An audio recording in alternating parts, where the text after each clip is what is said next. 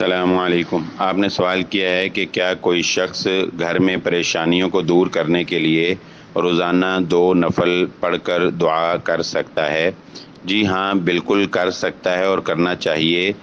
نفلی عبادت کے بارے میں یہ ذہن نشین رکھیے کہ انفرادی طور پر انسان کوئی بھی نفلی عبادت سر انجام دے سکتا ہے اور اس کو ریگولر دینا باعث شرف ہے۔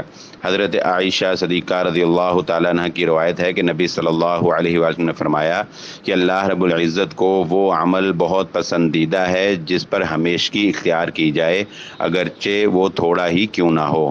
اور اسی طرح قرآن مجید میں بھی اللہ رب العزت نے فرمایا کہ وَاسْتَعِینُوا بِالصَّبْرِ وَالصَّلَاةِ، اللہ رب العزت سے مدد طلب کرو صبر کے ساتھ اور نماز کے ساتھ۔ اور رسول اللہ صلی اللہ علیہ وآلہ وسلم کی سنت مبارکہ بھی یہی تھی۔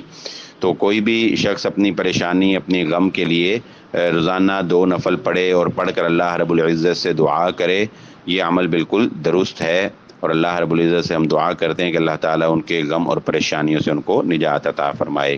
واللہ اعلم۔